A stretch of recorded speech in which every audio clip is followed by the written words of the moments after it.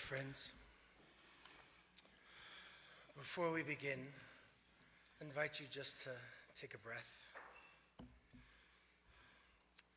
There's a Jewish tradition where we say, we don't thank people for coming at a time like this. It's just what we do.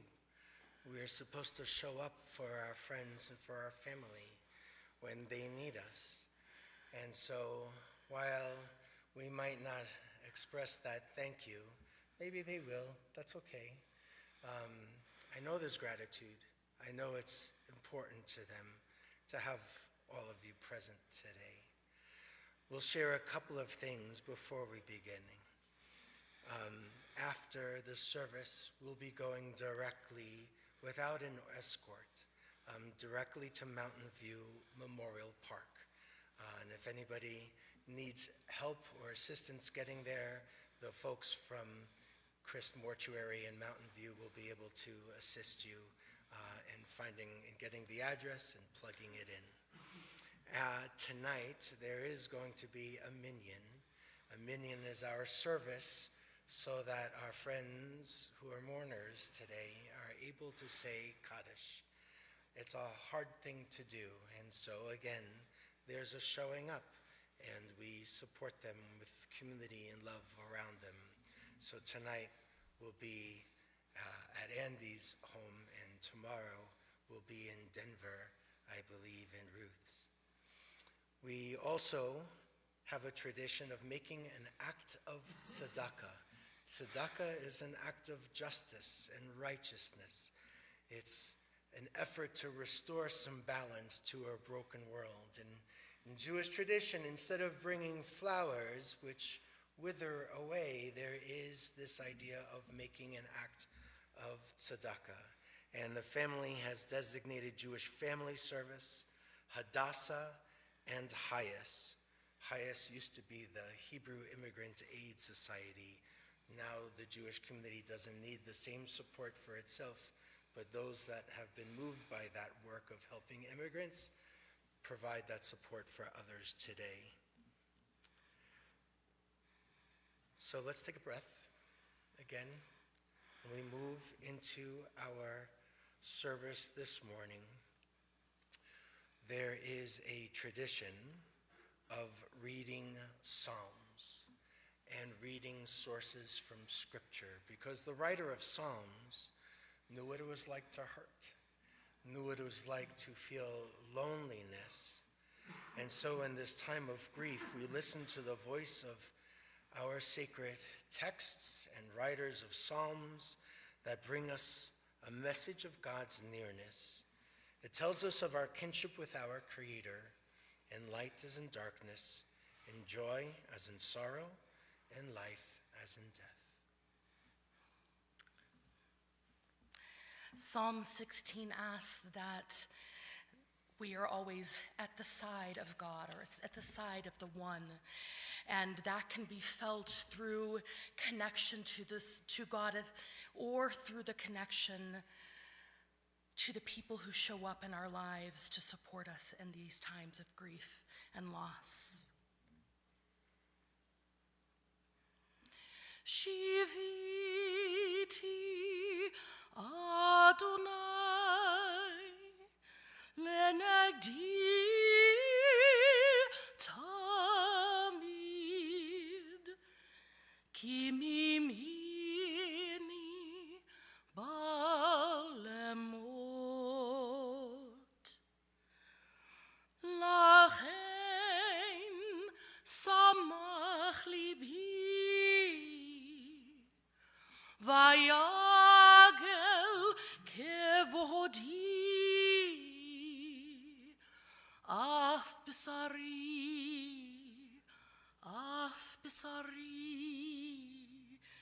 yishkon lavetach ki lo tazov nafshi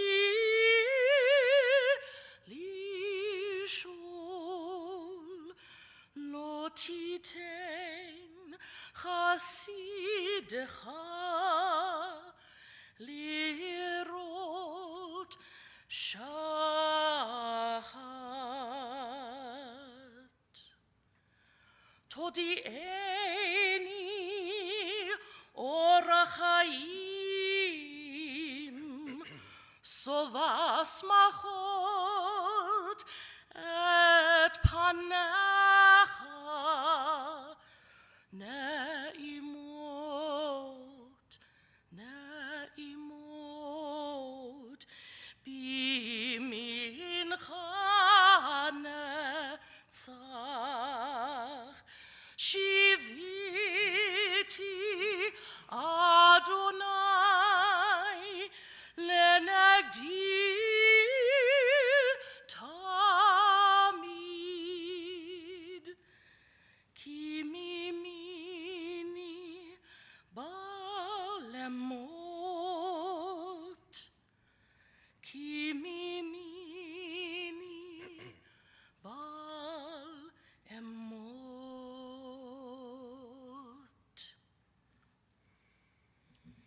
Death has taken our beloved Jerry. Our friends grieve in their darkened world. In their silence, there's lamentation. In their tears, there is loneliness. Lost in their sorrow, may they find the presence of loving friends and family. So hear them, O God, and please be with them. For her love that united us in life and which death cannot ever sever. For her companionship that we shared along life's path and which continues through the tenderness of memory. For the gifts of her heart and mind that brought us joy and happiness and is now a precious remembrance. For all these and more, we give our thanks to the Holy One. Adonai, mi yagor b'ohalecha mishkon bahar kodshecha, holech tamim u'foel tzedek, v'dover emet bilvavo. Adonai, who may abide in your house, who may dwell in your holy mountain, those who are upright, who do justly, who speak the truth within their hearts, who do not slander others or wrong them or bring shame upon them, who scorn the lawless but honor those who revere the Holy One, who give their word and come what may, do not retract, who do not exploit others, who never take bribes. Those who have lived in this way will never be shaken. In Psalm 23, a psalm that is fairly well known, we're asked that it is said that even in the times and in the places of deepest darkness that we will not fear because God is with us. And I like to think that even when we are in those times of deepest darkness, we may fear, and we will be comforted by the presence that surrounds us and embraces us. Adonai roi lo echsar binodesh yarbitzeni al mei manuchot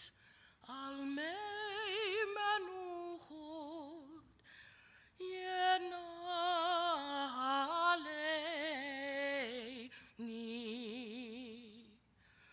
nafshi yeshovev yancheni b'maglei tzedek yancheni b'maglei tzedek leman shemo gam ki elech begeit salmavet lo irara ki ata imadi shivtecha umishantecha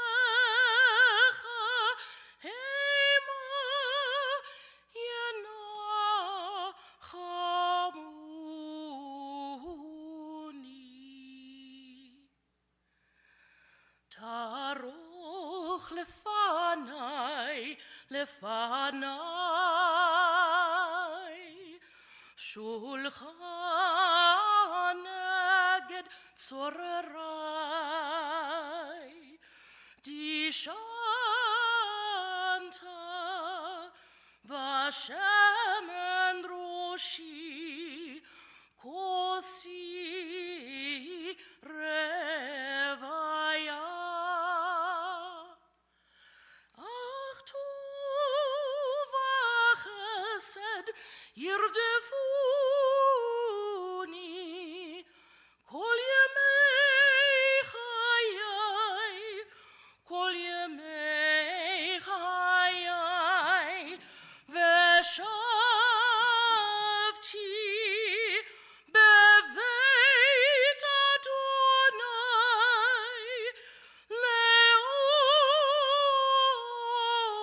לאורך ימים.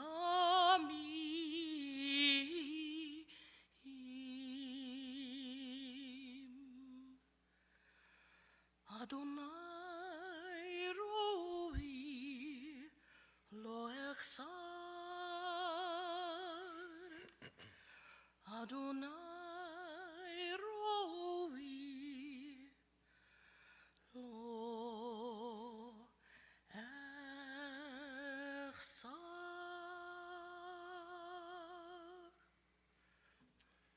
Adonai is my shepherd, I shall not want, giving me repose in green meadows, leading me beside the still waters to revive my spirit, guiding me on the right path, for that is God's essence.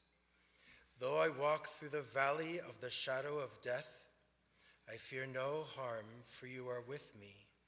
Your staff and your rod, they comfort me. You prepare a banquet for me in the presence of my foes. You anoint my head with oil, my cup overflows. Surely goodness and kindness shall be my portion all the days of my life, and I shall dwell in the house of Adonai forever.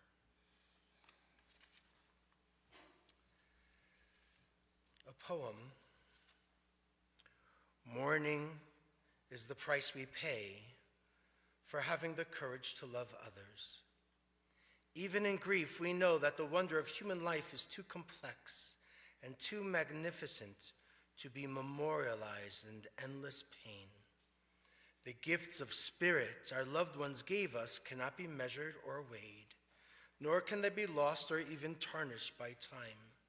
Even in our darkest hours, we know that some of their light and their warmth will always be with us, bringing comfort and courage, and in the fullness of time, healing and peace. There is a teaching. The child asked, "Tell me of life," and the sage answered, "Life, my child, is a mystery. We do not ask to be born, nor do we even understand the meaning of birth, of creation. We grow and we experience life's pleasures and pains. We love, and slowly, oh so slowly, we come to realize that we have become, that we are. At that moment, we humble ourselves before the mystery of life and quietly say, though I knew not, I have been granted the most precious gift of all, the gift of life." And the child asked, "Tell me of death." And the sage answered, "Death, my child, is a mystery. It is the inevitable return of the gift of life, the gift which came free to us. We live as the trustee of that mysterious being, of that unexplainable becoming. Yes, you and I are but the trustees of life. We nurture it, we delight in it, we give of it to others. And at the appointed time, we sadly, yet with pride, return it from whence it came. The beauty, my child, is that what we are, what we have become, remains long after the gift has been returned. It remains as a precious keepsake with our loved ones who live on." Adonai natan, v'Adonai lakach. Yehi Shem Adonai mevarach. Job, in the Hebrew Bible, cried out, God has given, God has taken away. Blessed be the name of the Holy One. We are an ancient people. We are well acquainted with grief and with the valley of shadows. Death and sorrow are not strangers to us, yet the centuries have taught us that a good name endures beyond the grave and that there is strength in faith. With Job we say, Adonai Natan, you have given. You gave us a loved one who will never be forgotten. For all that was good and enduring in her life, we offer the deepest thanks of our hearts. Job said, Adonai lakach, God, you have taken. I don't believe that. I don't think God could ever do that to us, to take.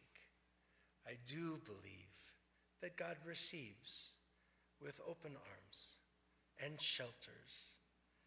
And so we pray for the strength to turn our broken hearts into an altar of trust. And we acknowledge God's love and say, Yehi Shem Adonai Mivorach. Blessed be the name of the Holy One, now and forever.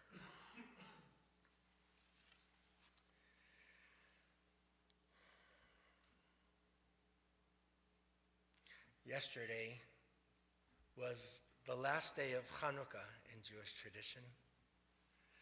Jewish families and their communities just finished celebrating the festival of Hanukkah, and she died during that festival of light. Lighting the Hanukkah menorah, we recall the struggle 2,000 years ago when the light of our community was nearly extinguished.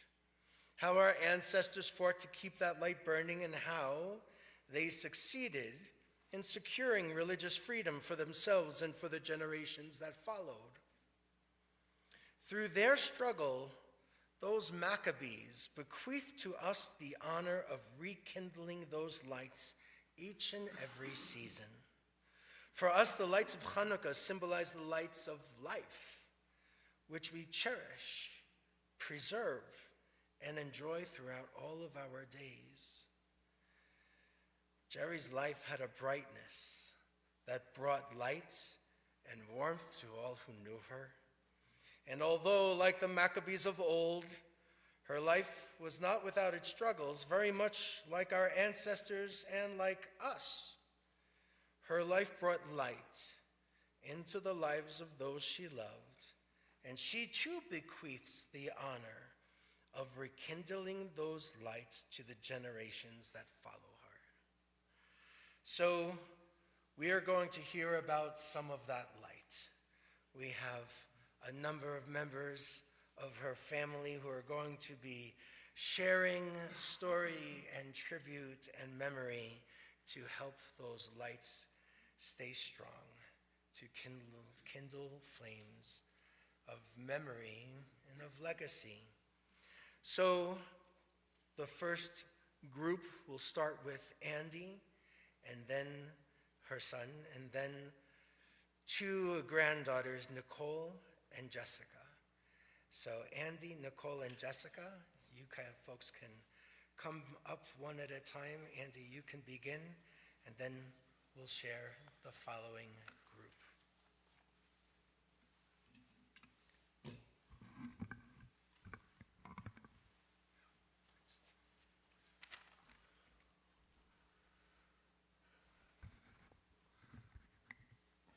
The rabbi and I did not collaborate on this, but this is a story of light. Mom would have loved all the colors here. For those of you who got the memo, she loved bright clothes.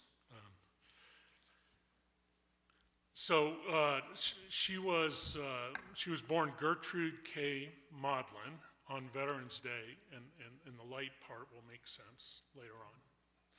You guys stay with me. Gertrude K. Maudlin, Veterans Day, 1934, to Rose and Martin Maudlin. However, she was a woman of many names and nicknames, like a spy with a bunch of covers. To many of her friends, longtime friends in her school and camp years, she was Gert or Gertie. In fact, Sue Gorham talked to her the other day in the hospital, and "Hi, Gert, how you doing?" Yeah. Still there today. Sorry, Sue, for the accent there. And I probably. At some point, she picked up Jerry, and I don't know honestly where that came from or why, but one of my sisters may know. Maybe it'll tell me later. But and then in the mid-'70s, she picked up Geraldine, and this was how many here watched the Flip Wilson show back? Okay, there's just a few hands. If you're under 60, you don't know what I'm talking about. But Geraldine was one of the characters he played, and he was hilarious. And it was kind of like Jerry, so we just started calling her Geraldine, and it stuck. And then there was G. We just call it. We had a phase where we just all got lazy, and we just used the first initial of everyone's name. So I was A, Carol was C, and she was G. And that stuck too, all these things. So I have a sense people with nicknames are, with a lot of nicknames, it's a sign of love, I think. Doesn't mean if you don't have nicknames, you're not loved, but don't want to, but she was one of those. Of course, she was also Mom. She went by Mom, Grandma Jerry, frequently, Aunt Jerry, Sister Jerry, Cousin Jerry, and of course, Jerry, the amazing friend. We'll talk more about that. She grew up in the Midwood section of Brooklyn in a comfortable middle class, mostly Jewish neighborhood at a time in, pre and post war where America was growing up too and coming into its own. She went to high school with Woody Allen. Her mother played canasta with Ruth Bader Ginsburg's mother, who lived down the street. And does anyone know what canasta is? Okay, still, no one under 60 knows. It's a form of like gin rummy, card game. Her father Marty had a successful wholesale fur trading business with his brothers in New York City, and they would buy furs from China and Russia, and then sell those garments to the furs to the garment manufacturers in New York. That was back when people wore furs, right? Maybe not the best business today, but her mother Rose was a wonderful homemaker, wonderful woman, and an amateur painter. Mom had many fond memories of summer camp. She was a camper. She got best camper almost every year. She just thrived in that environment, and we'll talk more about why in a minute. And in the hospital recently, when she was hallucinating a little bit, she brought up camp multiple times to me. I'm just sitting there with her, and she reminisced and just had these fond memories of camp. She was a gifted athlete and a competitor.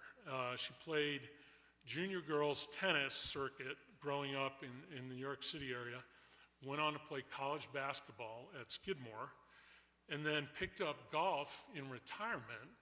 And some of you may know she had 2 hole-in-ones after the age of 60. Not just one, two. Like, everyone here will probably never get a hole-in-one, right? She got 2. She grew up in a community in that time, education was highly valued, right? And families sacrificed for their kids to have a better life and to go to school. And her 2 brothers, Eliu and Howard, went on to become very successful lawyers and law school, of course. And Mom got a master's in teaching from Columbia and later in guidance counseling from UNC Greensboro, and worked as a teacher and a guidance counselor for several years in her adult life.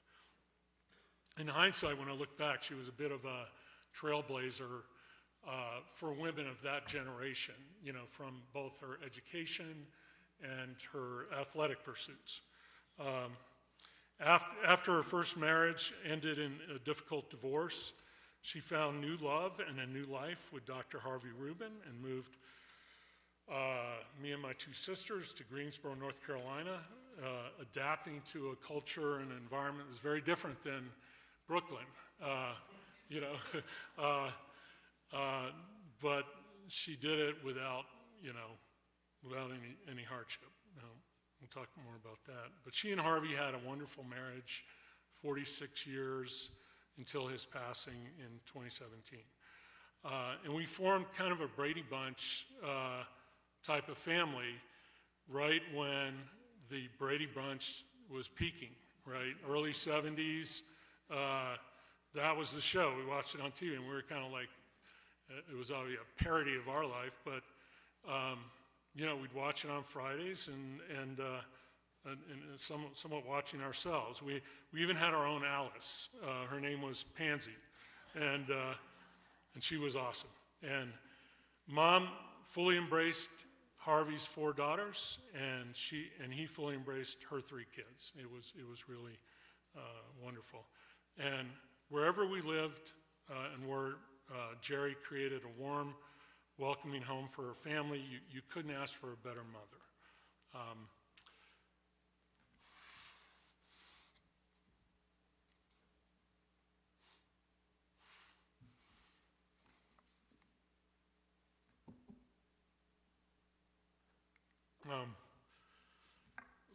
Some of our best memories with her as a family were summer beach vacations in Emerald Isle, which was on the beach of North Carolina. And our Brady Bunch family would get together, and she would make these big seafood dinners, whatever, using hopefully whatever fish I caught during the day at the pier, and what my little sister Laura and I, the shrimp and the clams, we would net or dig up in the bay. And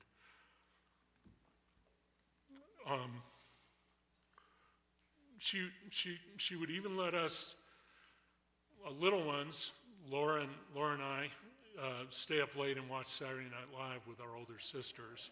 It was a new show right around that time, 1975, and it was cool. She let us stay up for that. I got my love of tennis, basketball, and sports in general from my mom. Fortunately, I got a few of her athletic genes. She took me out to hit balls when I was 6, and would schlep me around the state of North Carolina on the junior circuit, as her parents had done for her when she was growing up in the New York City area. And it was a gift to spend so much time with her on those long car rides. As we all know, you get to know someone really well on a long car ride. We had many of them. At some point, she discovered this new drink in the 70s called Gatorade, and which was a godsend if you were playing competitive tennis in the 95-degree heat in North Carolina with 95% humidity. She would make sure I had Gatorade, and her saying was, "The kid with the Gatorade wins," and she wasn't wrong. Once I got to be 12 or 13, she would put me on Greyhound buses to travel to the tournaments, because the cities you go to, the families would house the kids. I don't think they do that anymore, but it was great. And you'd go there, and I look back, and that was a gift. It was a gift to spend all the time in the car with her, but it was also a gift where it taught me how to do things on my own and be independent, and that I was trusted to do that, even at the young age. And I had to figure things out, and I'm very thankful for that. And that was the age of payphones, not cell phones, right? So when you had to call home, you had to find a payphone, you had to have change. It wasn't always simple. Mom and Dad loved to travel, and she became a travel agent at some point, partly, I think mostly, because of all the fringe benefits travel agents got, and it would fund all their worldwide travels. It was brilliant. It was truly brilliant. After many wonderful years in Greensboro and with all the kids out of the house, Mom and Harvey decided to venture west in their semi-retirement and retirement years, spending time in San Luis Obispo, California, the Bay Area, before settling down in Scottsdale, Arizona, where we would spend many great vacations over the years during the holidays and spring break. And all the kids and grandkids and families came to visit. After Dad passed, she ultimately moved to Colorado during COVID to be closer to family. It was a blessing to have her close by over these last 4 or 5 years. And of course, this woman who could, integrate anywhere, make friends anywhere. She built a wonderful community at Balfour, made several great friends. I heard this morning there was a waiting list for the bus to get over here. And many of them are here that she became great friends with. She was an avid reader throughout her life and was interested in the world and wanting to make it a better place. That wasn't, when you met her, it wasn't something she wore on her sleeve. It wasn't always obvious, right? But I have a letter from Robert Kennedy, who wrote back to her when she wrote to him to ask him to end the Vietnam War.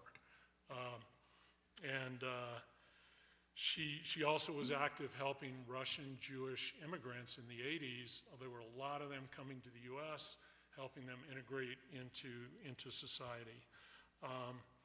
And then just earlier this year, she was at Tesla in Louisville protesting Doge. What was going on there? So she's at the young age of 90, and I think she and some of her Balfour friends were there. She was not one to dilly-dally, as she would say. She had that word. She would not wrestle with small decisions too much, and generally kind of knew what she wanted and what direction to go, and would move forward and wouldn't have regrets. I mean, that was her personality. And she had this incredible knack of sensing when we were dilly-dallying too much, like her kids. In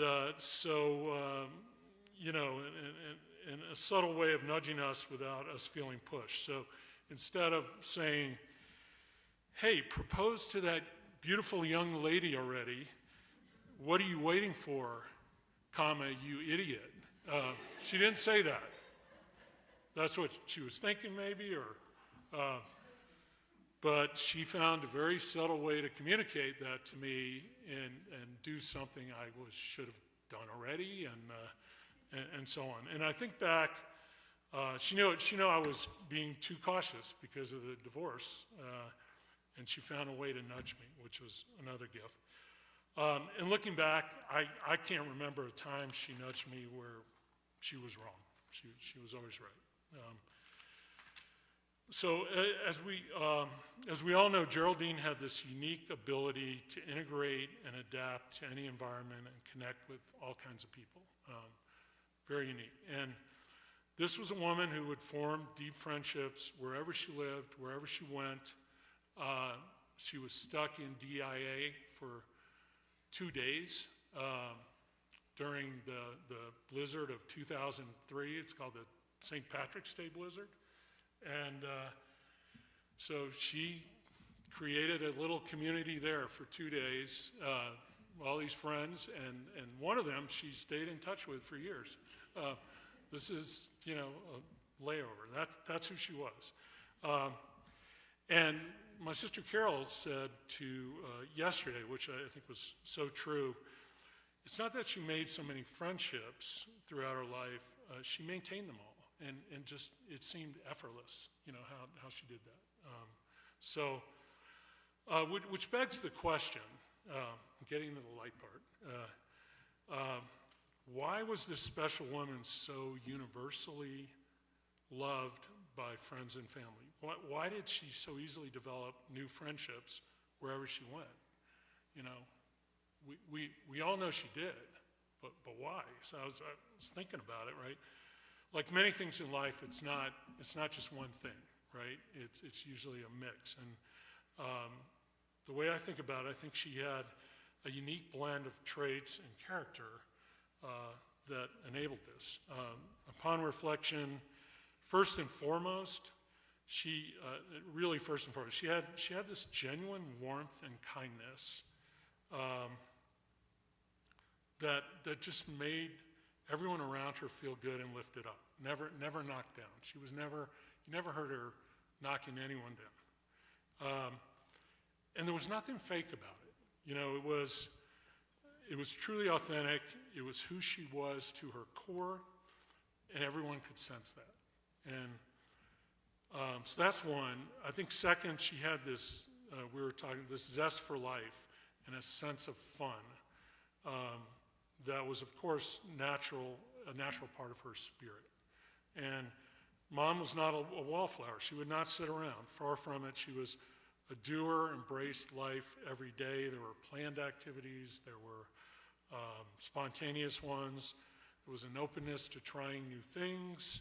And her energy and positivity and bright spirit was just infectious, right? I think we all felt that. And who wouldn't want to hang around with such a person, right? And so that makes sense. And then third, she was also bright, wise, and cared about the world around her, as I talked about. There was a depth there that was also genuine, but not in your face, Fourth, she had this just natural humility around her. She was empathetic. She was humble. It was never all about her. While she was quietly confident and self-assured, there was never a threat of arrogance to her at all. And finally, she had this wonderful, fun sense of humor, right? And didn't take herself or life too seriously. So you add all that together, it's no coincidence that she would easily make friends and be loved by so many people in her life, and so many people be attracted to her. In the hospital the other day, It's a Wonderful Life came on. We were, going through the channels and trying to watch something, and she was responding to it. One of my favorite movies of all time. It led me to reflect some of the parallels with that movie with Mom. And I'd been saying, to folks, while she's struggling and all this, she's lived a wonderful life, and she has, and I knew she had. But why? And then it hit me, and this all came together.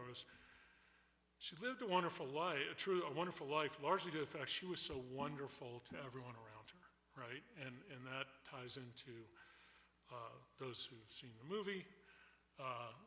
She had a little George Bailey in her, right? And I don't think it's a coincidence that she passed away during the middle of Hanukkah, the Festival of Lights, and that was God's first miracle of enduring light with the McAfees, as the rabbi shared. But I will contend Gertrude Rubin was his second miracle of light.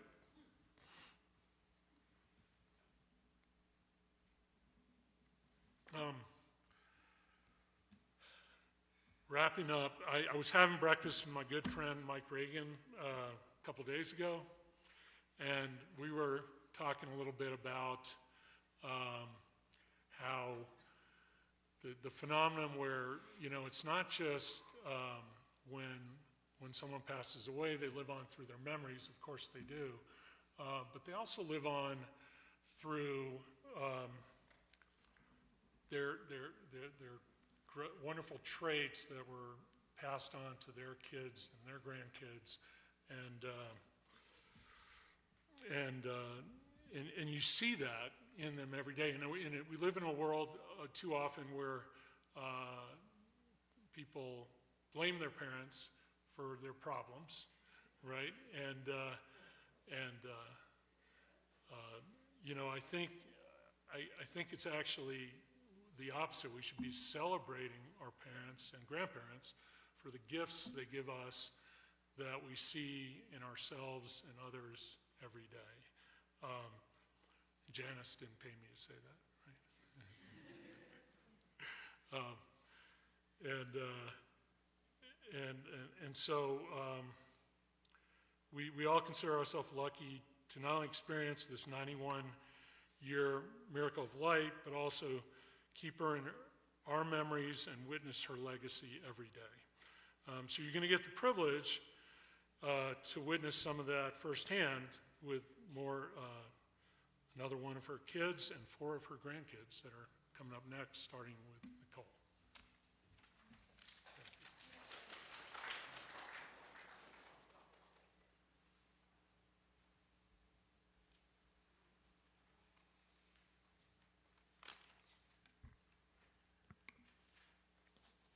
Hi, I'm Nicole, and I have my sister Lindsay up here with me. It's an honor to be up here today to speak about my grandma Jerry. Not only was I, along with my cousins, lucky enough to have her as a grandma, but truly she was one of my best friends in my life and my hero. They tell you to never meet your heroes, and I feel like the luckiest person in the world to have idolized her. I think we can all agree that from the 7 kids she raised, the abundance of meaningful friendships she upheld around the globe, her and Grandpa's vast travels, and the level of elegance and confidence she brought into every room, she felt like a celebrity, a fierce of nature, really. What I can say about being her grandchild, though, which I know all of us would agree, is that when she saw you, she made you feel like one of the most special people in the entire world. When we were kids, thank you.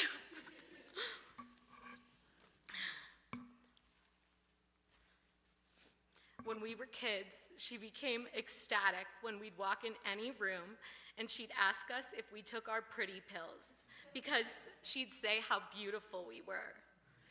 At a young age, she made us feel beautiful, loved, and gave us the confidence to become the individuals we are today. She's been an integral part of my life for this reason. She gave us kindness, support, endless love, and taught us how to be polite, but most importantly, to also never take no for an answer. She carried herself with an aura that made people respect, support her, and want to be a part of her orbit. From airport bars to grocery stores, I've always been in awe of the friendships and beautiful moments she's had and tell me about, from her genuine spirit and ability to be open-hearted and connect with all people. She has taught me so many lessons on how to really live in this world that we can all take with us as we move forward, and 2 of them have really stuck with me deeply. The first is that she taught me is to show up for the ones you love without being asked, because it will mean the world to them. I can't think of an important or even minimally important moment in my life that she didn't attend firsthand or was the first to note, and I never asked her to show up for me. She just did it because she cared so much, and it meant the entire world to me. The second I've learned from her is to take every opportunity you have to celebrate, and if there's no reason to celebrate, create one. Whether it was a happy hour, a bridge game, a tennis match, a performance, a birthday, a graduation, you name it, Grandma was there. She was the ultimate vibe provider, as I'd call it today. And I can't even begin to think about how many lives she's touched and changed through the spaces she has created for pure joy, laughter, celebration, and community. She did such an amazing job at bringing this to every group she was a part of, so much so that in her most recent offer for Balfour president, I was proud of her for declining it. but I know she still took on the nominating committee, likely because she didn't want to let the group down. She did so much for so many, and never without a smile or a laugh on her face. She loved people and life. Her soul beamed with it. I will miss her so much, but I am so grateful to carry on her spirit. It has been the highlight of my life to have known her, and it will be the highlight of my life to carry on her legacy. I hope we can exude her joy, her laughter, her silliness, her consistency, her loyalty, her wisdom, and her confidence throughout all we do, and celebrate her in our honor. Thank you.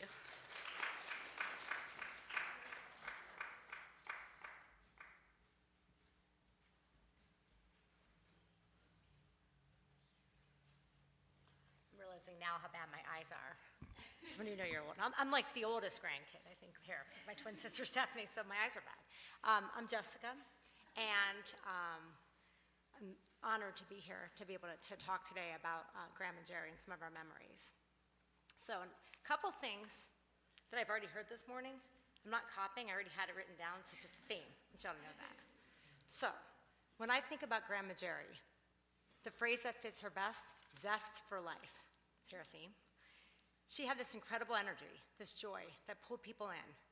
She did not just attend things, she elevated them. She was the life of the party, whatever that happened to be. When we were little, my sisters and I, Michelle, Stephanie, and me, Grandma Jerry was so young and vibrant that people often thought that she was our mother, not our grandma. And she trained my sisters and me to just go with it early on. So, one of the greatest gifts that she gave us, and especially her great-grandkids, was how fully she showed up. It is not typical for great-grandkids to really experience life with their great-grandma. We were lucky enough to have that with our grandma, but how extraordinary that she was able to give that same energy and presence to another full generation. There were a lot of games and a lot of sidelines that she showed up at, but you always knew that Grandma Jerry was there, whether it was Ethan's tennis matches, Jake's water polo games, or showing up to Sadie and Juliana's soccer games, wearing her signature red and pearls. She was louder than anyone there, and she was completely invested, whether you wanted that level of enthusiasm or not. And it wasn't just the games. She showed up for baby showers, for new great-grandkids being born, even hopping on and off planes to the East Coast like it was nothing. She was never going to miss a moment. There are so many stories that I can think of to capture her spirit, but one from just a little over a year ago that always makes me laugh. Jake, my youngest, decided he wanted to have a sleepover with great-grandma Jerry. And if you know Jake, he has a lot of energy. I was a little worried he might get bored. What none of us realized was he was about to meet his match. When I picked him up the next day, he could barely move. I said, Jake, what's wrong? What happened? Are you sick? He said, no, Mom, I couldn't keep up with her. And I'm supposed to be the kid. She took him everywhere, up and down the halls, from place to place, introducing him to friends, stopping to talk to everyone. Every hallway turned into a social event. By the end of it, Jake looked at me and said, I need a break. At 90 years old, Grandma Jerry completely wore out this kid. And honestly, that was her at every stage of her life. Just a couple months ago, my twin sister and I turned 50, okay, hence I can't see now. And of course, Grandma Jerry was not gonna miss that. She arrived in her Uber, dressed to the nines, clearly the most put together person there. She walked in like she belonged, because she did. Grandma Jerry had a genuine interest in people and everyone. She asked so many questions, she listened, she made everybody feel seen and important. Grandma Jerry showed us what it's like to live fully at every age. Her joy, her energy, and her love are gonna live on from every generation that she touched. Thank you.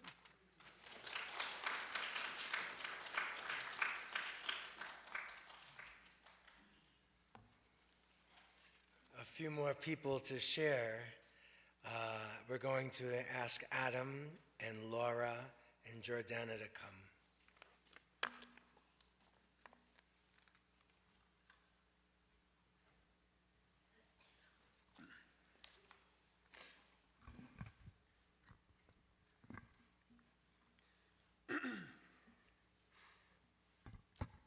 Hi, everyone.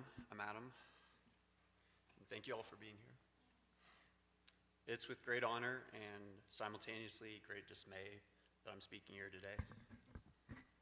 I'd like to take this opportunity to celebrate the life and legacy of Grandma Jerry. Something I learned from an early age was how direct Grandma was. Never had to wonder what was on her mind.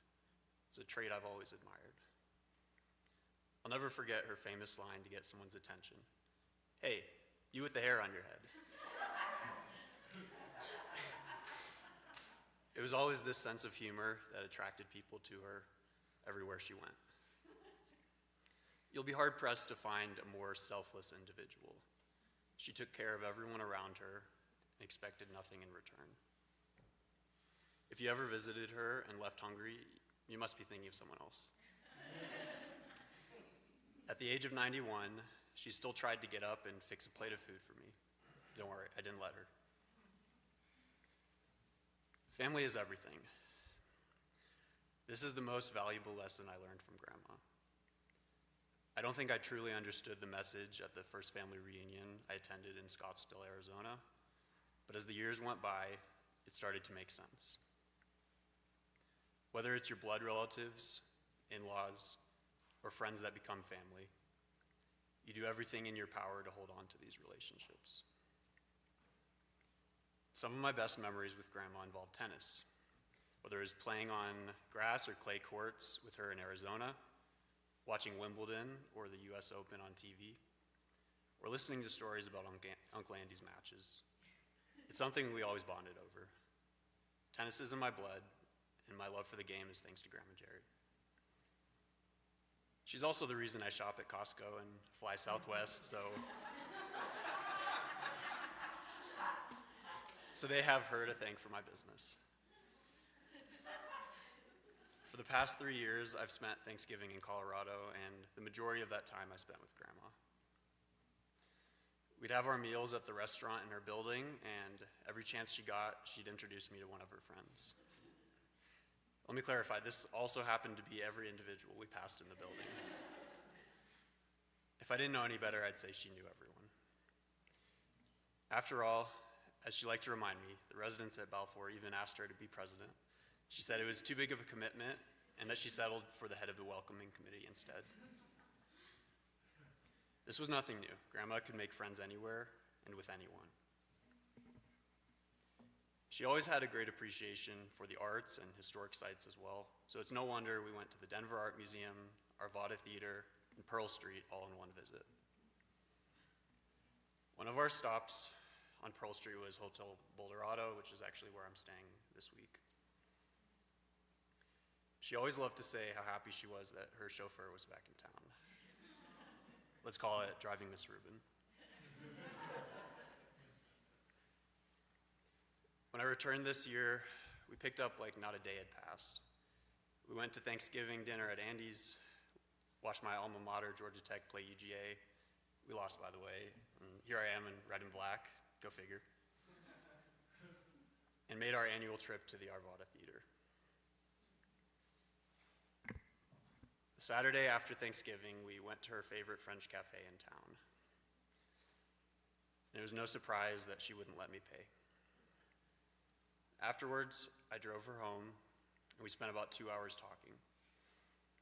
She told me stories about her travels around the world with Papa and the family fur trading business. Some of these stories I'd heard before, some I hadn't. At one point, she said to me, I hope I'm not boring you with this. And I replied, not at all. I like hearing about the places you've been and our family history. Her entire face seemed to light up, and she proceeded to reminisce until it was time for me to go to the airport. I kneeled down to her chair and gave her a long hug goodbye. This turned out to be our last. I want you to do me a favor and look around this room. What do you see? I'll tell you what I see. I see a group of dozens of individuals that Grandma united as one big crazy family. In one way or another, that one woman is responsible for everyone in attendance. Together, We are her living, breathing legacy. I've yet to meet anyone as spirited as Grandma Jerry, and I don't think I ever will.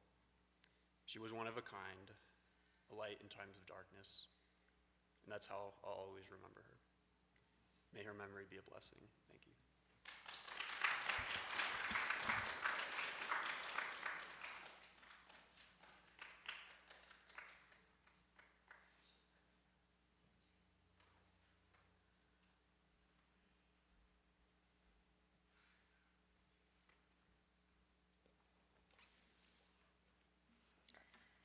Thank you all for being here, both in this room and those joining us afar.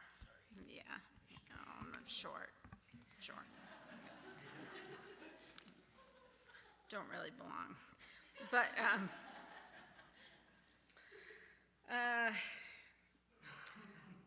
up until the very last 2 years of her life, Mom didn't just walk, she led the charge. I'll probably be repeating a lot of the things everyone said. She was always a half a mile ahead of the rest of us. Not because she was in a hurry to leave us behind, but because she was so excited to get to the next thing, the next party, the next trip, or the next moment with her family. Mom had no time to waste. Life was meant to be lived. Our mom was a woman of delightful contradictions. She was fiercely independent, sharp as a knife, and had a style that gravitated toward the finer things in life. And despite being a Jewish woman, she had a deep-seated love for Christmas carols. It was one of our favorite things to do together, and in her very last days in the hospital, we sang Christmas carols. She sang right along. Anyway, my stepfather called her a recreational driver, and Mom, all the time.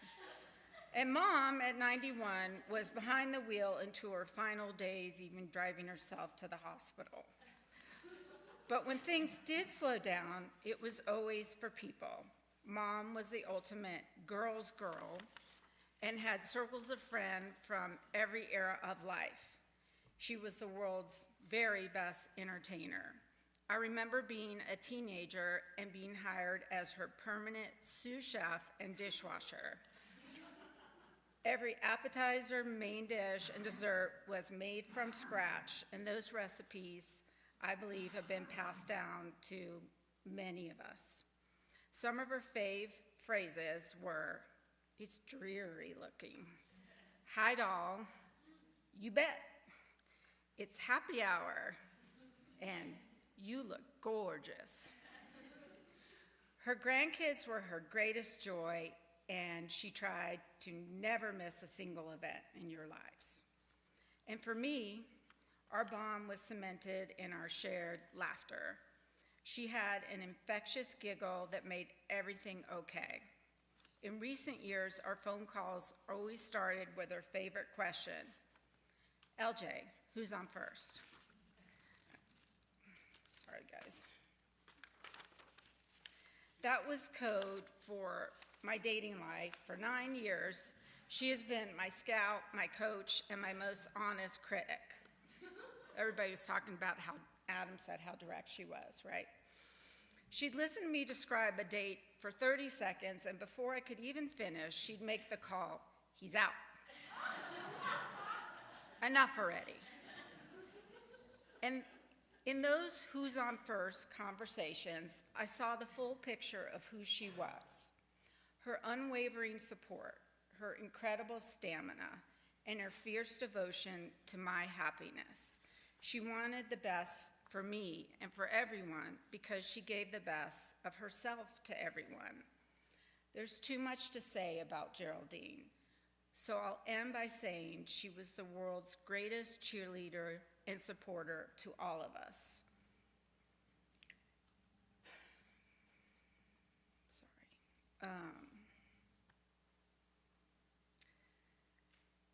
And my mom always had our back. I will forever be grateful that she has passed on the value of family and friends and to have a generous heart and to never tolerate those who are not kind. I know these things have been passed down to my daughters as well and to all of her family, and we've all benefited from these gifts. Thank you for being here and to honor her. Oh, and by the way, she'd always run out to my court too with the cooler Gatorade and say, yes. Anyway, that's it. That's all I got.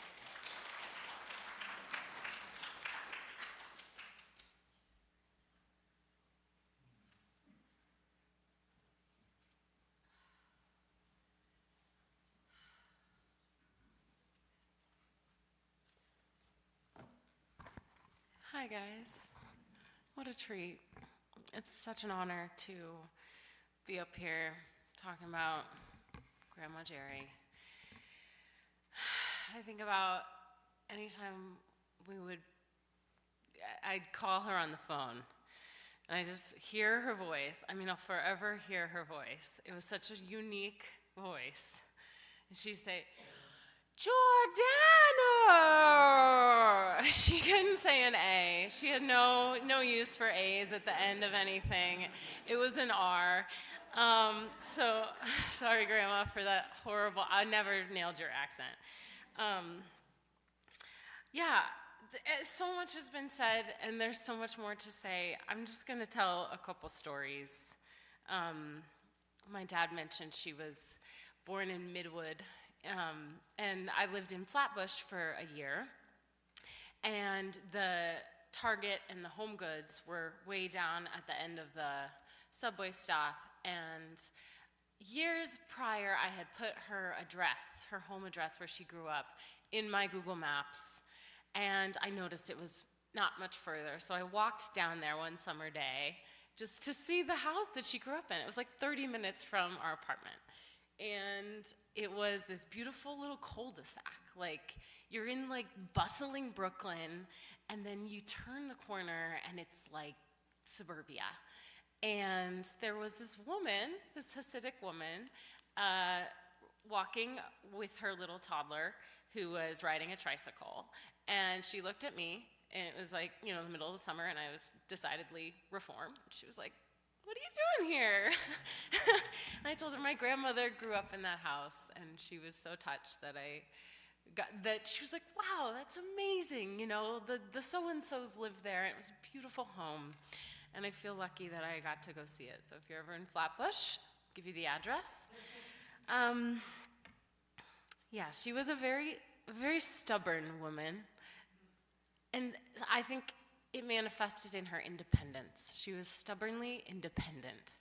And I think we all admired that in her. So stubbornly independent that as a recreational driver, she did drive herself when she started to feel ill right after Thanksgiving to the hospital. She didn't tell anyone, she just drove herself. I'll never get over it. We were in Florida in April to celebrate Zoe and Ethan's engagement, and she got to be there. And we were in St. Petersburg, and there's a Salvador Dali museum down there. And the whole time we were there, we kept talking about how she wanted to go, and how we'll make plans. I don't know. We're not very good at making plans. We weren't like, okay, on Wednesday at 9 a.m. we're going to go. So one morning, we woke up, and we all got breakfast, and I was like, "Where's Grandma Jerry?" No one had seen her. No one knew where she was. I'm like, I'm going to call her, see where she is. She's 90. Let's check in. And I called her, and she's like, "Jordana, what are you doing?" I'm like, "What are you doing? Where are you?" "I'm in line at the Dali Museum. I'm about to get a ticket." I'm like, "Oh, well, we would have come with you, but okay, great." And I was like, "Well, how'd you get there?" "Well, I took an Uber." She got herself to the museum, went on her own, walked around for an hour. I was like, "Do you want us to come get you?" No, I'll take an Uber." She was unbelievable. She never wanted to stop moving. She traveled the world. She walked for years on a very bum knee that she just like did it. She was stubbornly independent. She didn't, after my grandfather passed, she kept going. She just, months after she came to visit me at one of my shows, she came on her own. Like she did it. She didn't want to miss a moment. And, you know, I have a memory of her shortly after. We were in East Haddam, Connecticut, and all there is like 2 restaurants and a bar. We went out to dinner, and she ordered a vodka with 2 olives. That's all she got. I mean, she had food too, but like, that was her drink for a while there before she stopped drinking. I just think she's an icon. She visited us everywhere we were. She got on planes like it was no big thing. I had this studio apartment in San Francisco, and she came to visit me, and I had a king bed. It was huge. She insisted on sleeping on the pull-out couch. And she came to visit us in New York. We have a small New York apartment. There's no second bedroom. And she insisted on sleeping. We offered her the bed. She insisted on sleeping on our couch, which doesn't pull out. She slept nights on our living room couch.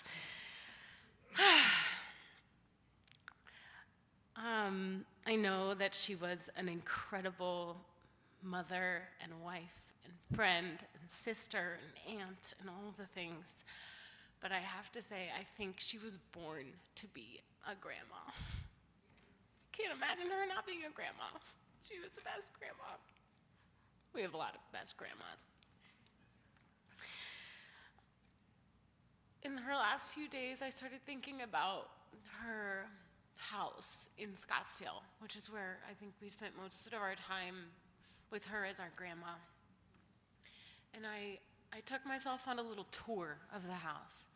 And I went into the garage, which I had forgotten about. But if you go into our garage later at the Shiva, it smells like the garage in Scottsdale. It has the same coating. I don't know, it just hit me the other day. But I went into that garage in my mental tour, and there's a little closet. Does anybody remember the little closet in the garage? And I'd forgotten all about it, and there was a fridge with all the extra Costco stuff, and there were like wrapped presents up for us for later. Like, I don't know who they were for, but she had just been collecting and wrapping and caring and planning.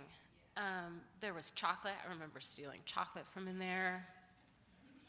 And there were games and craft supplies and all the things that are just like, that was her grandma closet. That was where we went to go get the stuff to be grandkids. The story goes that she had many grandkids and great-grandkids before I came along, but she kept bugging my parents to give her a grandkid. And my mom said, well, we want another dog before we get pregnant.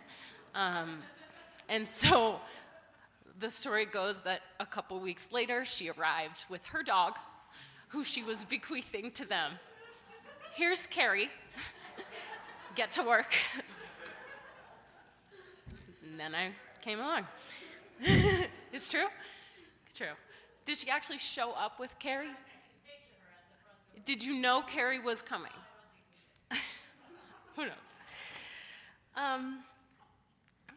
Anytime we were in her house, she was making hors d'oeuvres. She would make stuffed mushrooms and little toasts with mayonnaise and cheese that she melted in the toaster. And she was like the queen of dips.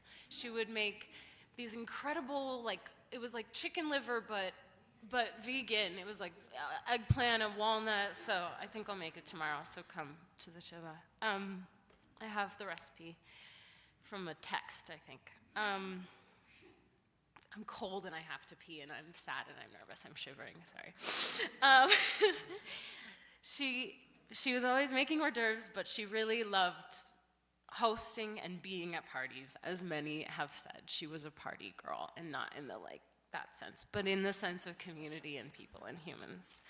She braved the Hamilton opening night party as my guest in San Francisco, and she was on the dance floor with all of those professionals dancing to hip-hop music. It was unbelievable. I have a couple videos on my phone. We got to throw her a surprise party for her 90th birthday. She made it out to New York, as she did, once or twice a year. And we got to gather her New York family and give her a little Chinese dinner. She had no idea. It was awesome. She was at my engagement in June, which was a surprise to me, and then I quickly learned was not a surprise to my family, my immediate family, who all knew it was happening. And I showed up at my house, and there were streamers up, and they all were like, haha, we knew. And then, but Grandma Jerry was planning to come over for dinner that night, and she didn't know. And it was such a treat to see her walk in and see the streamers. And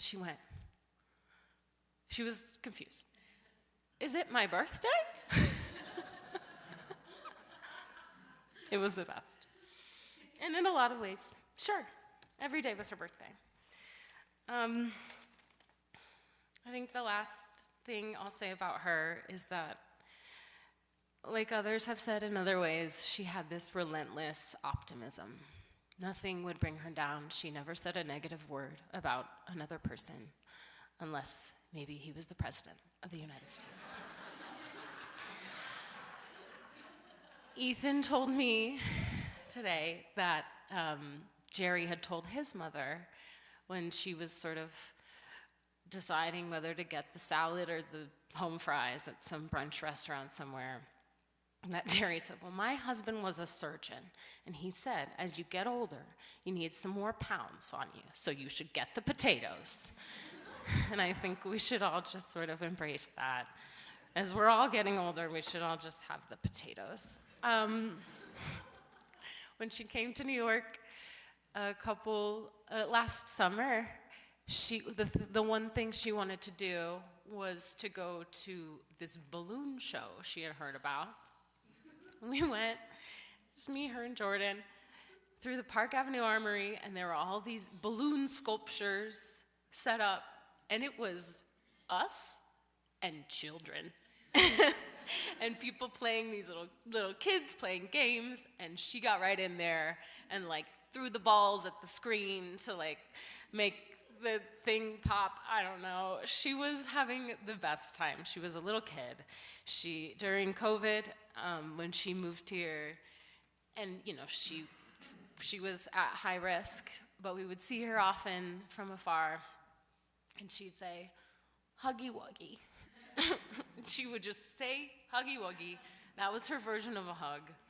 And it was really special to get to hug her again after we were all vaccinated. And I think something that many of us got from her, she always had this little song in her heart. She always had a little sing-song. She was always saying a song from camp. There was one birthday when it was my birthday, it wasn't her birthday, she printed out the lyrics to that song, really obscure song, You Are My Sunshine, and because she had changed the pronouns so that it would include everyone who was at that small family birthday dinner to say, you are our sunshine. So she printed the lyrics and led everyone in a rousing rendition of You Are Our Sunshine. It was very sweet. And so we thought we should probably sing a little song for her. I know one of her favorites was George Gershwin's Love Is Here to Stay, and it felt like sort of the right vibe, the right song to sing for her. And so my sis, Zoe, is going to come up with me. And if you guys sort of know the song or want to look up the lyrics on your phone, we would love if you sang along. EJ, you know it. Come on. Okay, sorry, I have to pull it up on my email. I should have done this earlier, but I didn't. Okay. Do you have it on your phone? Here it is.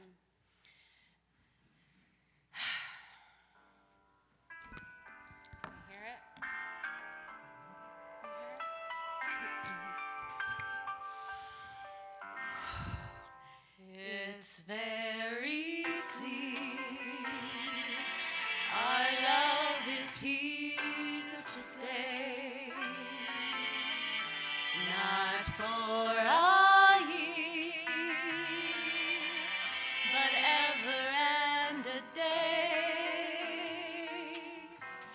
The radio and the telephone and the movies that we know may just be passing fancies, and in time they go. But oh my doll, our love is here to stay. Together going a long, long way. In time the Rockies may crumble, Gibraltar may tumble. They're only made of clay, but our love is here to stay.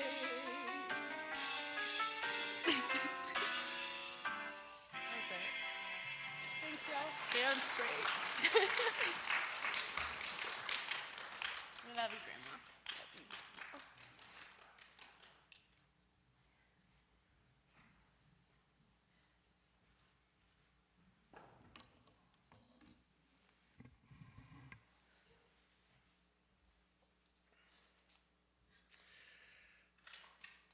I was honored to hear the story of your mother and grandmother and great-grandmother. It's so clear she had a big, full heart. She loved her life with Harvey, who passed some years ago. Together they raised this blended family, supported one another, loved one another, traveled the world side by side. Jerry picked up from New York, moved to Greensboro, North Carolina to build this life, and it was a good life. Those children grew up to be good, kind, decent people, loving, contributing to the world. Now the next 2 generations move forward, and that's a beautiful thing. Sitting in Andy and Amy's home, talking with family, I learned about a woman who was brave, who carved out a future for herself and her family, valued education and justice in the world. But what I heard most clearly was her desire to be present for you, her interest in your lives, her celebration of you and your accomplishments. Throughout her life, Jerry brought light and life. She enjoyed the years that were hers, looking forward to each new happiness shared with those around her. No matter what occurred again and again, she rekindled that light. So maybe her life was a Hanukkah, a dedication to life and to living. I'm going to ask you to please rise as you are able.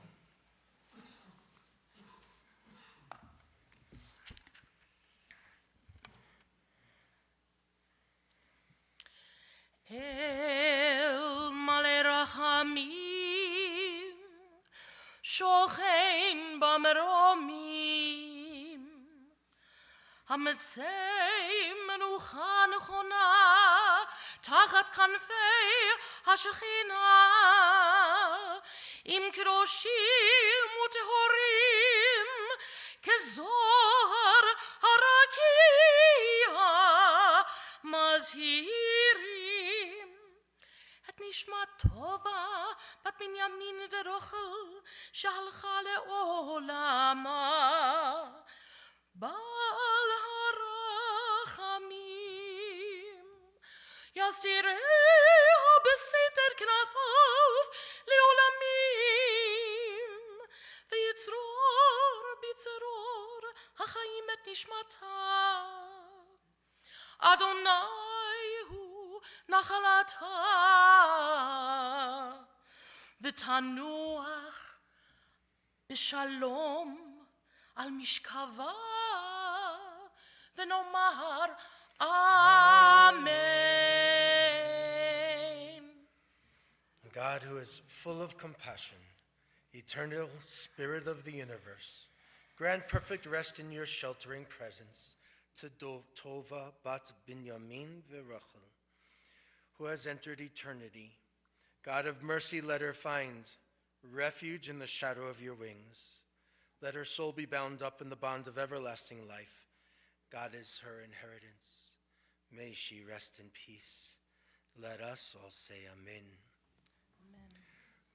At this point, we take a breath. We remain standing as we are able.